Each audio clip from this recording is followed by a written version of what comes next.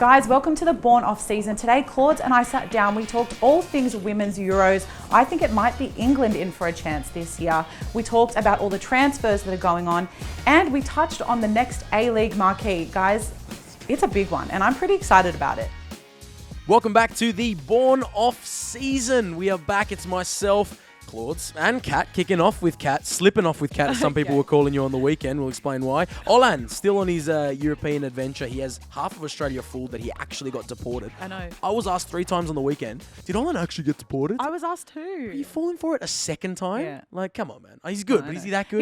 You can't keep recycling the same joke. No. Come on. But You can do better than that. We do love him, and he will be back soon. We miss him, but it's also nice to just do our thing, don't you reckon? Well, it's nice. It is nice. But, I mean, I'm missing his voice when I listen back to it. Yeah. I'm listening to that British accent, you know what I mean? But that was nothing like him. But can't wait to have him back. He's missing the pod as well. But for you guys, we'd love to see the questions still coming in. We'd love to see the comments coming in and the ratings on Spotify. We have a competition running at the moment.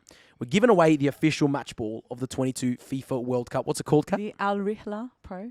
Kat's Arabic language coming into That's play about there. the extent of my Arabic, but anyway. The Arilla Pro. And you guys are already over 100 comments, entries, and plenty of 5-star ratings on our Spotify. I think we're on almost 230 5-star ratings on Spotify alone.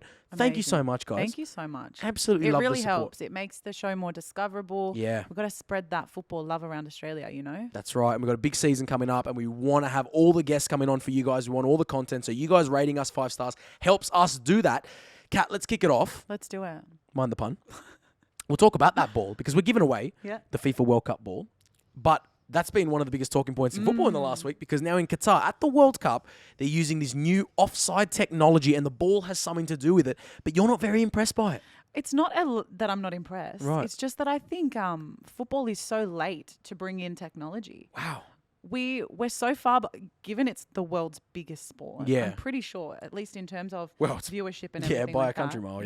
Yeah. But the NFL, basketball, they've all brought in these technologies so early on. Right. I think football are slightly more traditional. Yeah. Just late adopters of this technology. Yeah. I don't actually think it's always marketed as like this new innovation, Right. but the technology itself isn't anything that isn't available in other sports right now. So what it is, right, is like there's I think going to be 29, 30 cameras in the stadium which track all the players on the field. Yeah. Plus there's this sensor on the ball, correct? Yeah. So when a player makes contact with the football, the people in the VAR room are going to be able to know exactly when contact was made and therefore see whether a player was offside or onside. So those milliseconds are going to be shaved. Yeah.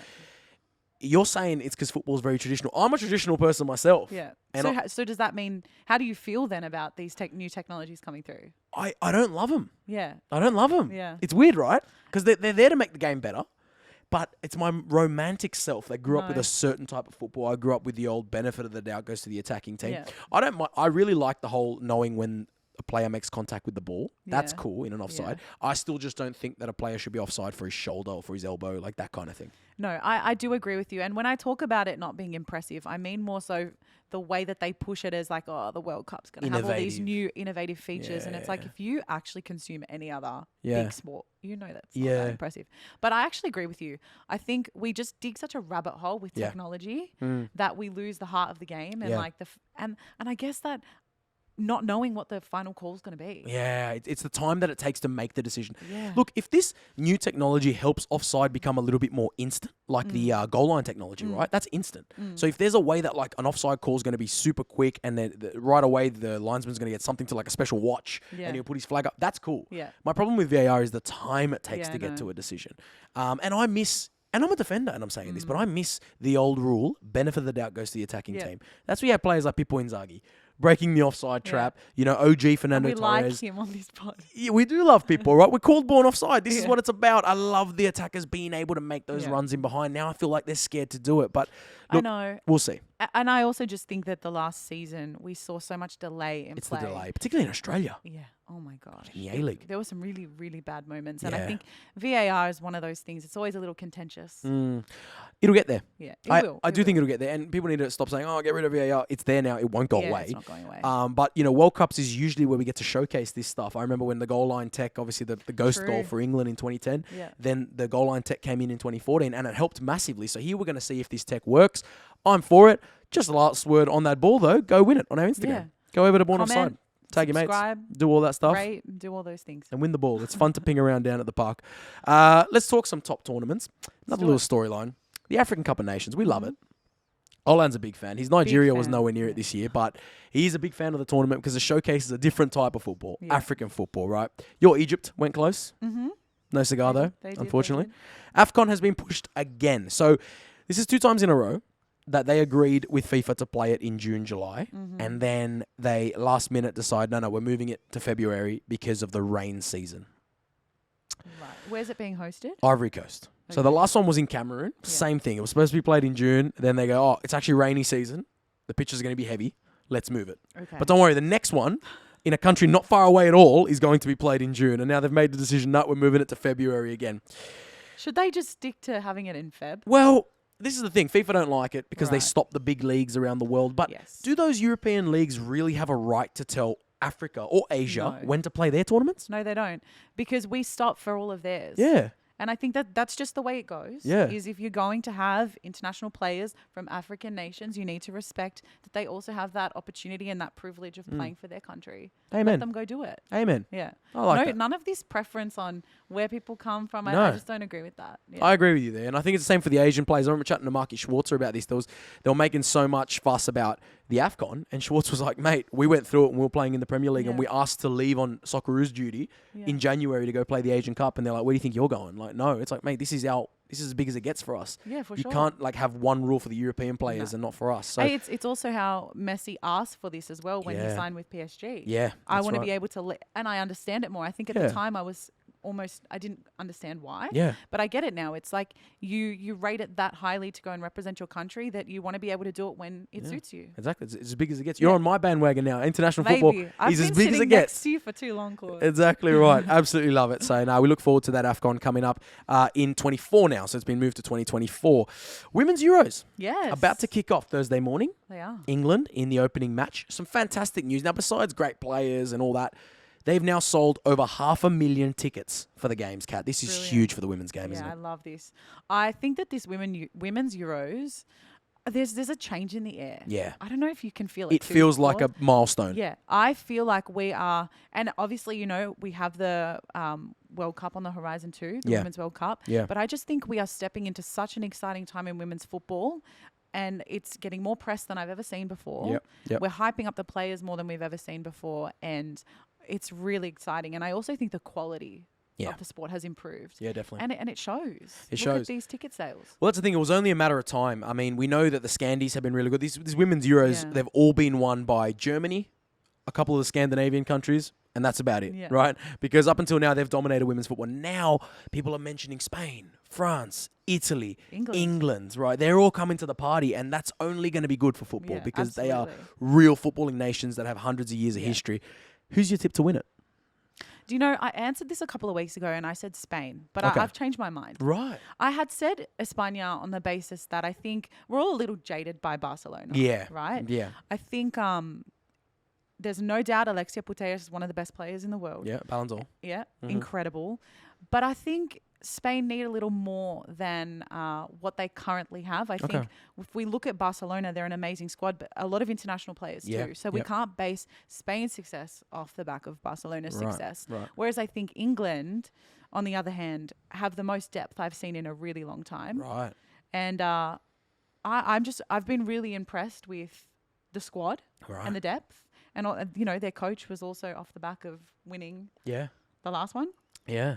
So I think, I don't know, it's England for me. Football's coming home for the women. Maybe. Can they do what the men couldn't do? I think the Lionesses may have a factor that the men don't have. That the men don't have. They don't have that terrible history weighing them down at major tournaments, potentially. What do you think, Claude? Yeah, look, it's hard to not look at the bandwagon that is Spain. Because they're a fantastic footballing side. We saw them teach our Matildas a bit of a lesson recently.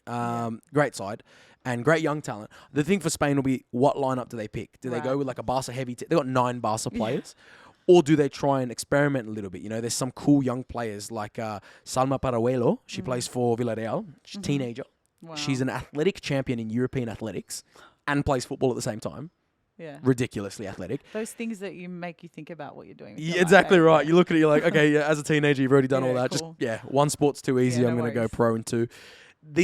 will they give the young ones like her opportunity, or will they stick with the Barca Real players? So I'm looking at France. If they get it together, they're good too. I like to think Italy could go for a run. I don't know. It's going to be great. I personally think England's a little too strong right now, but I think Spain's biggest issue will be identity and like finding that identity outside of being Barcelona players. That's right. I think that's a really difficult thing to do. Yeah. Well, it's going to be awesome. It's going to be awesome nonetheless, and it's going to be great to see, I guess, the level of football, and all these teams are going to be coming to Australia next year for the World Cup. Before we move on, quick word on that, because the Matildas did get battered 7-0 last week. Yes. Right now, for the average football fan and all the listeners of our podcast, we might have some hardcore women's football fans. But we might have some that just woke up in the morning and saw Australia 0, Spain 7. Should we be shitting ourselves that we're going to get embarrassed at home at the World Cup next year? Or, I mean, I know it was an experimental squad. Kat, do you read into it much?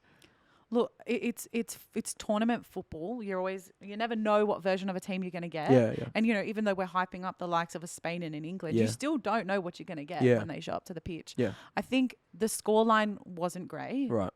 A little scary. Yeah. But I also think, it's a wake-up call. We know we're not exactly in the best position right now. But the team are showing signs of improvement. They actually had the most time in camp together that they've had in a very long time. And I think little things like that will hopefully improve their performance. But look, it's a little concerning. But I don't think it's a reason to think that we're going to flop on home soil. Right. There is that potential. Yeah. There's a lot of pressure when it's in Australia. But I hope that it goes the other way for the girls. Yeah. Because I have a lot of belief in our Matildas. Yeah. I learnt my lesson this year. Yeah.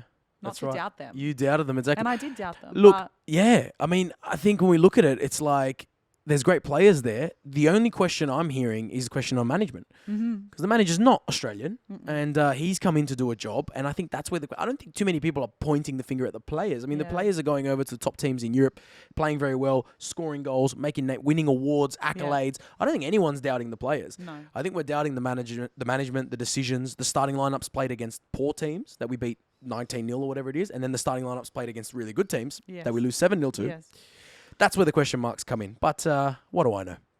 Let's wait and see what happens at the World Cup on home soil next year. Another big news storyline. This one's close to home for me because it's over in Italia. A historical club, Palermo, which went bankrupt not long ago. They just got promotion from Serie C back up to Serie B at the expense of my town club, Avellino. But that's okay. Don't worry about that. Don't cry, Claude. No, it's fine. The rumour is they're about to be bought for 13 million euros by City Football Group.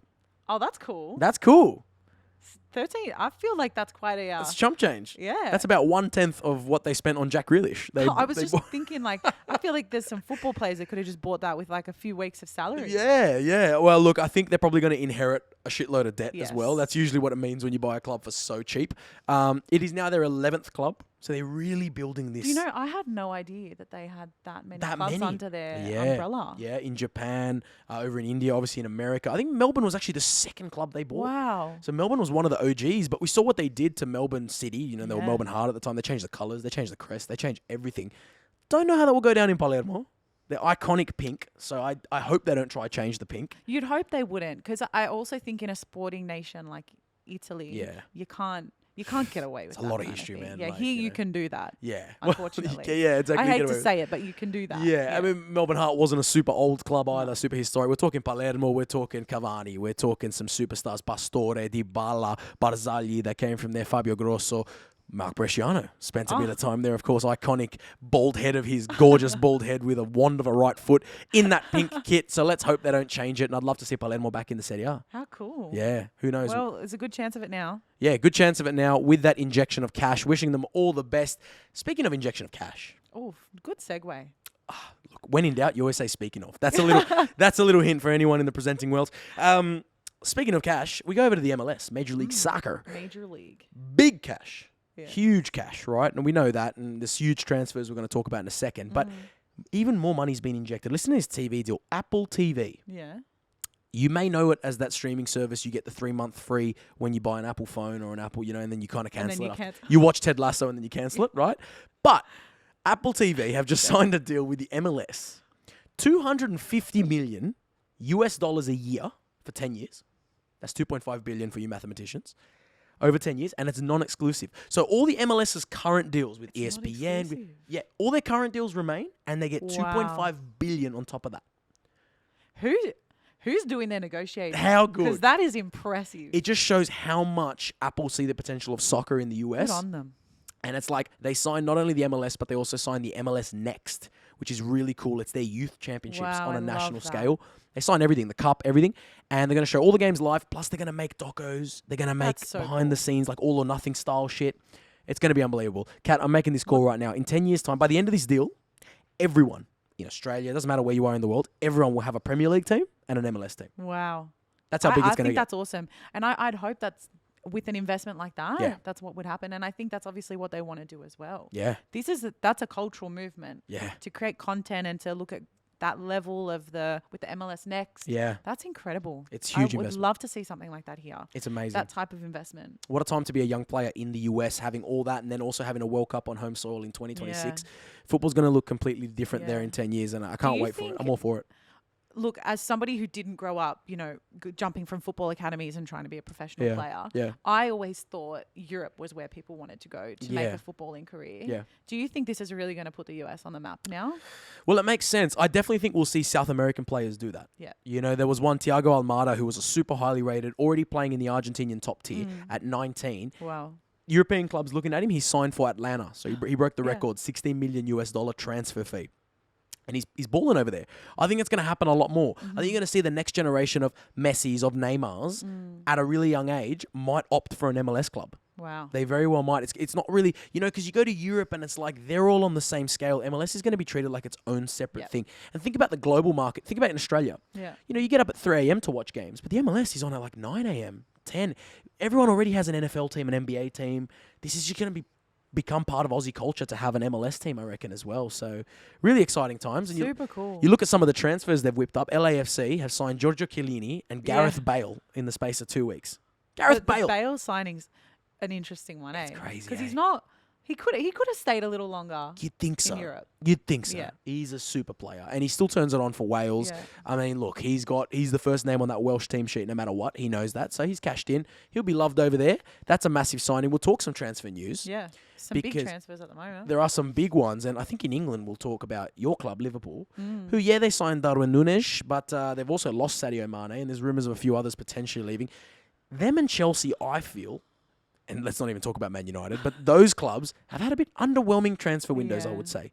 I mean, Darwin Núñez is a big signing. Yeah, big signing. I mean, 85 mil or something. Massive, right? Huge expectation on him. Can play as a striker, can play in and around that. But with Mane leaving, Minamino leaving, Origi leaving, it feels like a bit of a clean out.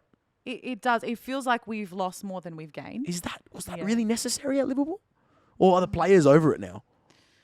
Are we in a bit of a transitional period, maybe, where we're coming out of... Look, we were obviously fighting for the quadruple last season. Yeah. But how long can you keep that momentum for before you need to kind of go back and reshape the team a little bit, freshen up? We're losing Mane. Things are going to change. The game will change. And even though we've signed Salah for another 3 seasons, I believe, it's still...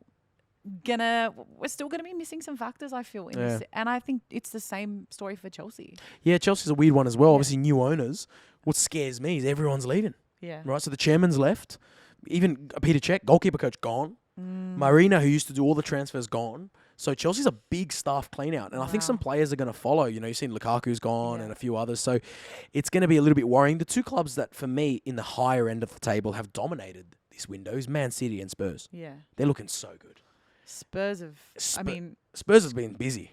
So busy. Yeah. You look at these players, I'm going to name you some. Perisic. Yeah. Huge signing. Richarlison. Yeah. Fraser Forster, not a bad second keeper. Basuma. And their kit is fresh as well. And that's the thing. I got a word to say with Nike. Are you slowly becoming a Spurs fan? I'm just saying, Nike, I don't want to disrespect, one of the biggest brands in the world, but Chelsea's kit, a little bit underwhelming in my opinion. Liverpool's kit, a little bit underwhelming. Spurs is where they've put their effort. Do you blame Nike or do you blame the club? I don't know. I don't know who's in charge of those designs. Right, but Spurs' kit is sexy, and so is City's. City have been quiet, let a few players go, but the two signings, Haaland. Oh my gosh! By all accounts, I don't even know if it's been officially announced at Calvin Phillips, but that's what I'm hearing is pretty much done. Yeah. What a signing that is as well. They're easily some of the biggest signings in this period. I think the Haaland one. I don't know about you, but when that happened, I've never seen like one signing get talked about more. It's massive. It's huge. It was just blowing up my phone. It's huge. It's huge. I can't wait to see. If you play fantasy, I think they released some of the prices. He's like 12.5 or something. Yeah, you picking him up? Unreal. I don't know. It's a lot of money. Can I afford to have Haaland and, keep my basics, my Salah? Salah's the go-to, right? He has been my go-to. I don't know if I'll be able to afford both guys. Fantasy, jeez, you just reminded me. A couple of sleepless nights coming up for me as I build my fantasy team for the new season. But they're looking very good, Man City and Tottenham. Also a sexy kit for City, I must say. And Alvarez from River Plate is now joining them. They bought him in January. Everyone forgot about him. Oh, wow. He's also joining new striker, the next Sergio Aguero. So they're looking very, very good. They almost have so much depth. I'm not quite sure what the lineup's going to be now. Well, that's the thing. Spurs. That's what Spurs. Spurs. You're saying? I'm thinking both. Yeah, both. But when I think of how good the front three were at Spurs, like where like Richarlison and that kind of. Where are they going to fit? Because Kulusevski, I'm sorry, he needs to start. He needs to start, right? The rumor is Perisic will be used as a left wing back. So watch this space. Antonio Conte always has a plan. I know, and I don't doubt him. The way that team has changed under him in such a short period of time, like the sentiment, even the way we talk about them, has changed so much. And he's always there for a good time, not a long time, right? like a fair few guys I know on a night out. So Antonio Conte, you can best believe he's there to win, and then he's fucking straight off. Let's talk about his old club, who he won a Scudetto with, Inter. Very busy. Yeah. Low-key, signed Mkhitaryan. That was a cheeky signing. Signed Onana, what's my name? Great goalkeeper, which everyone has signed at some point in FIFA, if you play FIFA.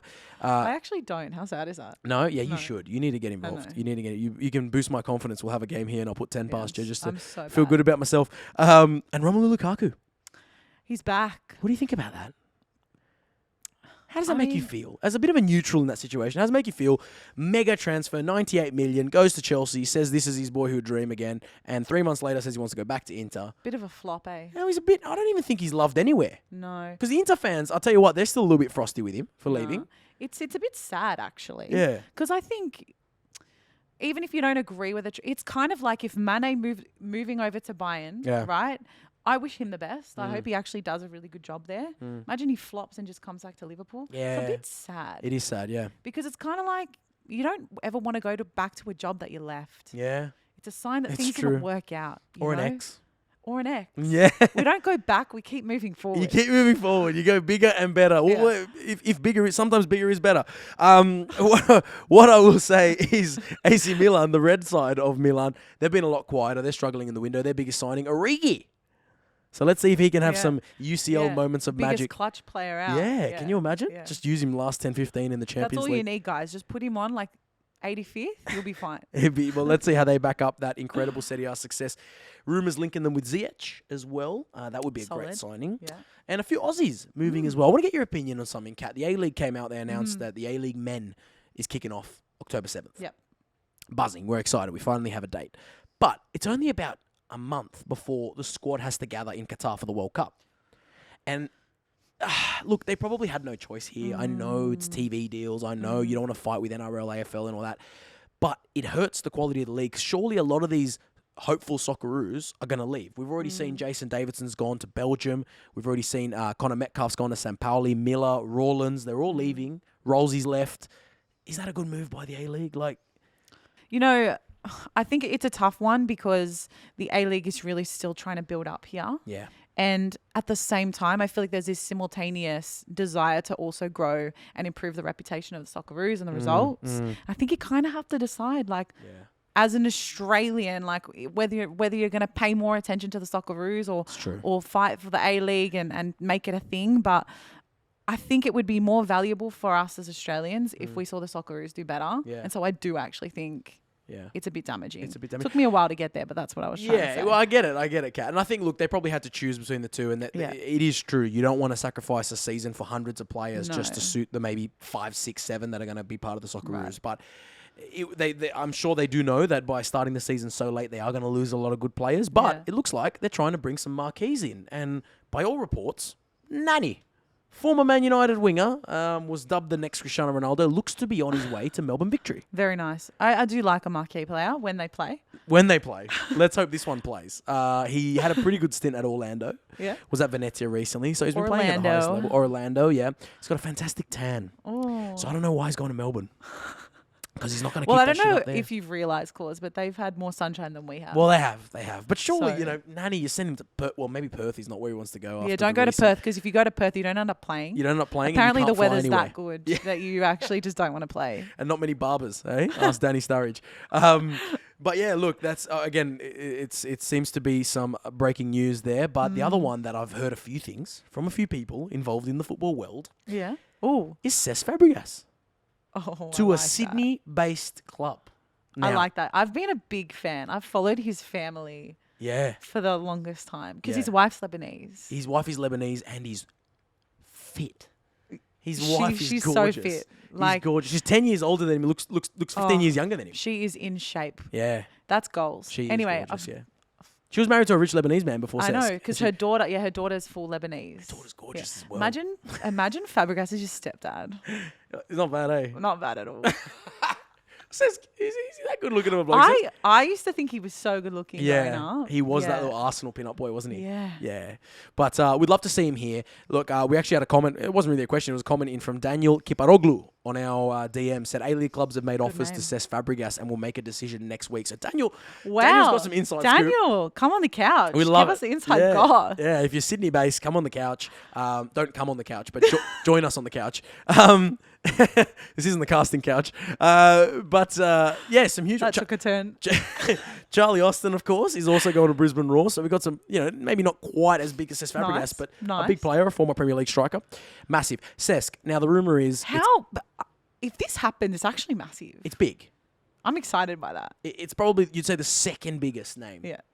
to come to the A-League. Yeah. You'd probably say so, right? It's Yeah, not yeah, quite Del Piero is like another level. But I think maybe. it could have a similar influence. Yeah, potentially. I think he suits Sydney FC, Bling FC. Yeah. I think Sydney should be playing on that Bling FC Yeah. muddy club. I'm Should be down playing for on that. us to just take on that reputation. And But the make it a thing. rumour is Yeah. the MacArthur Bulls. Cesc in Seatown. Is it because it's a bull and he's Spanish? Maybe. Yeah. Campbelltown Cesc. What do you reckon? Down at the local in MacArthur. Can you imagine him down at the local Campbelltown RSL? Yeah, I think they took the bull thing way too seriously with that one. Yeah. Back to Bling FC. We'd absolutely love to see it. Either way, I don't care. If Cesc is in the A-League, Yeah, I'm a I happy agree. man. That'd be and- cool. And I'm going to watch him play. And I've interviewed him before, so hopefully... you? Yeah, I interviewed him on Bean Sports. So hopefully I can link up with him again. Cesc. You'd be like, bro, like, let's hang. Yeah. Get him on the couch. Get him on the couch. Can you imagine? Cesc on the couch. You heard it here first. Keep those 5-star ratings coming in and we'll get Cesc Fabregas on the Guys, couch. If you can do anything for me, I want you to make that happen, Yeah. please. Well, you won't be sick this time. You No, actually have to- I'll you keep be yourself very fit. healthy. Keep yourself fit for that one. Fantastic. Also good news for the A-League women's as well, Yes. because they now have expanded 20 matches. Yeah. Still not enough, we know. No. Still not what we want, but Western United have joined the league and they've announced that next year Central Coast Mariners will be back in the league. So Yeah. it'll expand to 22 matches. Yeah. We're getting there. We're getting there. By 24th, shouldn't they be playing the same amount of games as like the MLS and everything like that? Hopefully. I mean, Yeah. that's where we want to Yeah. get. They've announced that that's the step. They've also announced that they're going to be doing a lot better coverage on the games and Yeah. they're looking to bring some marquees in and also Amazing. have an A-League Women's All-Stars team that plays some of I Europe's love elite. that. And it's a no-brainer. It's a no-brainer. It's a no-brainer. Yeah. I think after we had Deborah Ann on the Yeah. couch a couple of weeks ago, I had such positive feedback Yeah. and people messaging me just saying they loved hearing her story. Yeah. They wanted to get more A-League women's players on the couch with us, Yeah. talking about women's football in Australia. And I think that's something we're definitely going to do. It's something I want to do. We have to. Any female players in the A-Leagues or in the NPL that you want to see, let me know. Yeah, jump on. We'd love to have them on. Yeah. And the other big thing is I think they need a cup as well. Absolutely. Because how good would it be to see those NPL women playing against the A-League women and, My gosh. and maybe And a if- club team? And if DA taught us anything, Yeah. she said that the divide in quality of the sport between the two is very little. It's very little, I think yeah, it would we'd like to actually see. be really, really cool to see that happen. Make it happen. I'm sure it's in the pipeline. Yeah. Let's make it happen. We've seen some super young talent with the transfer news overseas as well. Mary Fowler to Man I know. City. Good on her. What a signing that is. 19. Oh, it's incredible. It's incredible. It's a She's great awesome. club to She's be at. so cool. And City really are the form team in England. As much as Yeah. Chelsea Arsenal fought for the title, City finished so strong, was so good in the domestic cups. If she gets into that starting lineup, because we know it's very competitive, my goodness, just watch this space. Mary Fowler's going to be the next superstar of Yeah. world football. And I think the way that she's going to develop in time for the Women's World Cup oh yeah, is very exciting. it's great timing. Yeah, It it's is. perfect No timing. disrespect to Montpellier, but this is where No, you want to no, be. no, no. Man City, this is Yeah. where you want to be. Huge. You know what? It's been a great little Born Off-Season episode, hasn't it? We've covered I've enjoyed so much. this a lot. It has been very, very good. Just the two of us here for the second time. It works pretty well. It's always a bit less chaos without Olan, but we do miss him. We'll have him back soon. Kat, you're also leaving us soon. I am. You're going back to España for a little bit, huh? I'm going to España for a little while. Not for long, though. No, just a couple of weeks. I'll be back in time for the for the football season to kick off. Yeah, brilliant, brilliant. You can't kick off without Kat. Yeah, it's true. I had to, sorry. But no, looking forward to some time away. But guys, follow me on socials. I'll keep you posted. Yeah. Obviously, I'll be out there having a good time. So if you want to see that, brilliant. Follow me. Brilliant. We've got some exciting stuff as well. Myself, Claudes, and Kicking Off with Kat both got some exciting events coming up, some exciting stuff that we want to share with you. We can't say too much now, but we want to share it with you. So make sure you're following us on all our socials. OLANTEKKERS as well. Keep up with his European adventure. Follow the Born Offside podcast on all those socials and keep chucking those ratings so we can try and get guests like Cesc Fabregas on the couch in the new season. We are biting off probably more than we can chew, but we'll make it happen. Why not? Guys, have an awesome week. Enjoy the off season. Keep up with all the transfer news, and we'll see you very soon here on Born Offside. Bye, guys.